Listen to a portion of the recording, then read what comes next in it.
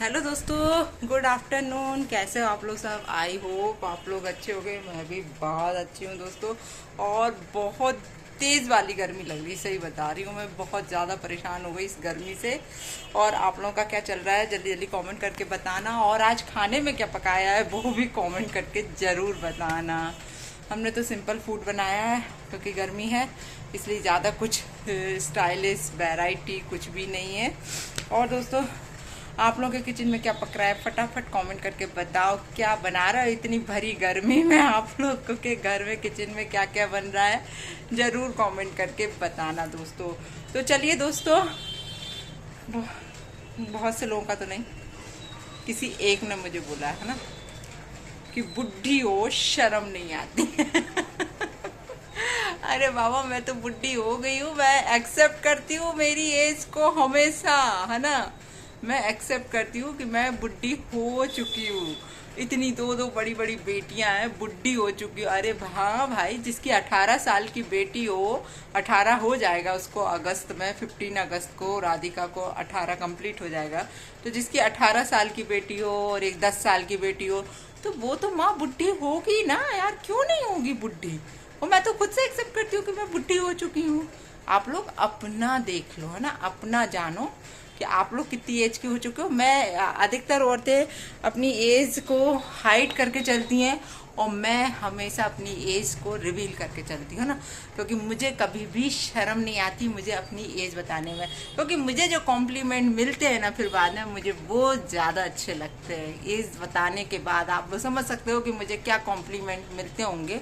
और आप लोग खुद बता दीजिए कि मैं बुढ़ी हूँ। हाँ ठीक है, मैं बुढ़ी हूँ यार, मुझे कोई फर्क नहीं पड़ता है यार। क्या करना है? अब दो दो बच्चे हैं, दो दो बेटियां हैं। अब जवान दिख के करना भी क्या है, जैसे हैं जो जो भी हैं सामने है। मुझे पता ना, पर वो कमेंट पढ़ के इतना हंसी आई, मुझे लगा ये जरूर मेरे से कोई जलने वाली ही कोई होगी जो मुझे, क्योंकि एक लेडी ने ही वो कमेंट किया था कि बुढ़ी हो, बुढ़ी बुढ़ी। मुझे फर्स्ट टाइम ऐसा किसी ने बोला है तो मुझे ठीक है यार, पता ना, बोलते रहना चाहिए, एहसास भी बना रहता है ना। यहाँ यार इतनी एज, क्योंकि मैं अपनी एज के अकॉर्डिंग कभी रहती ही नहीं हुई, आप लोगों को मालूम है।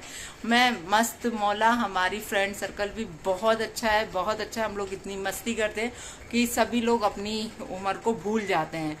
और भूलना भी चाहिए यार, क्योंकि अपने उसमें चलते रहेंगे। आप खुद बताइए, तो अपन यही सोचते रहेंगे अरे यार अब तो हम बुढ़े हो गए, अब हमें कुछ नहीं करना है, अरे यार अब नहीं, ऐसा नहीं वैसा नहीं।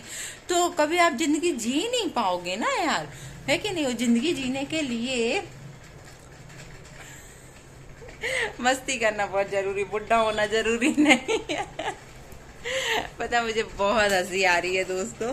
बुढ़ा, अभी जस्ट मैंने पढ़ा कि मुझे किसी ने बुढ़ा लिखा। मैं उसका नाम तो नहीं बता रही हूँ, ठीक है ना? ठीक है madam, thank you so much, आपने मुझे बुढ़ा बोला है। जिसको अब बुढ़ी है तो बुढ़ी तो बोलोगे यार, है कि नहीं है, पर क्या करूँ मैं, मेरी स्किन से मेरी उम्र का पता नहीं चलता।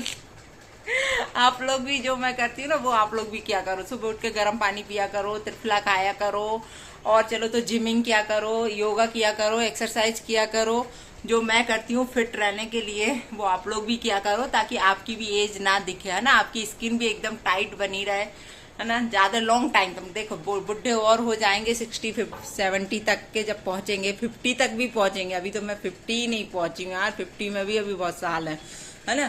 तो जब तक पहुंचने मेरी ये मतलब स्किन भी टाइट बनी है, तो सिर्फ इसी कारण बनी है कि मैं अपना ध्यान रखती हूँ। इतना टेंशन के बाद भी मैं अपना ध्यान रखती हूँ। मेरे पहले वाले वीडियोस में भी मैं बता चुकी हूँ कि मैं अपना ध्यान रखती हूँ, और रखना भी चाहिए यार। ऐसा थोड़ी है कि आपके पास इतने सारे टेंशन्स हैं या इतने दुख हैं तो आप अपना ध्यान ना रखो इंसान को। क्योंकि मैं ये सोच के ज्यादा ध्यान रखती हूँ, जवान बनने के लिए नहीं, मैं ये सोच के रखती हूँ कि यदि मुझे कुछ हो गया तो मेरी बेटियों का क्या होगा। क्योंकि मेरे साथ कोई देखने वाला उनका है नहीं है।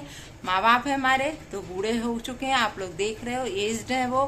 तो उनका ध्यान रखने के लिए, बच्चियों का सब कुछ करने के लिए मुझे खुद को परफेक्ट रखना बहुत जरूरी है, ताकि मैं मेहनत कर सकूं, अपना शरीर चला सकूं। नहीं तो मेरी एज की जो मेरी फ्रेंड सर्कल वगैरह उनको काफी प्रॉब्लम्स होने लगी है बॉडी में, मुझे भी हो रहा है। कॉम्प्लिकेशंस ऐसा नहीं है कि देखो एक एज के बाद सबकी बॉडी में होते हैं, लेकिन उतना नहीं हो रहा है अभी। मतलब आप लोग देखना, मेरी ब्लड रिपोर्ट भी आने वाली है, तो आप लोग खुद देख लेना कि इतना ज्यादा भगवान ना करे मेरे शरीर में कोई कॉम्प्लिकेशंस आए।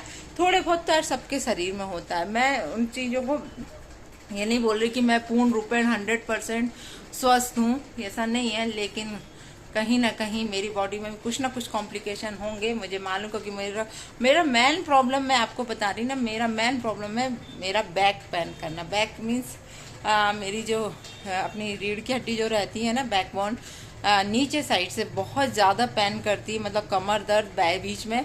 तो मैंने डॉक्टर से पूछा था, तो उन्होंने सिजेरियन डिलीवरी का ही बताया था कि सिजेरियन डिलीवरी आपकी हुई है दोनों।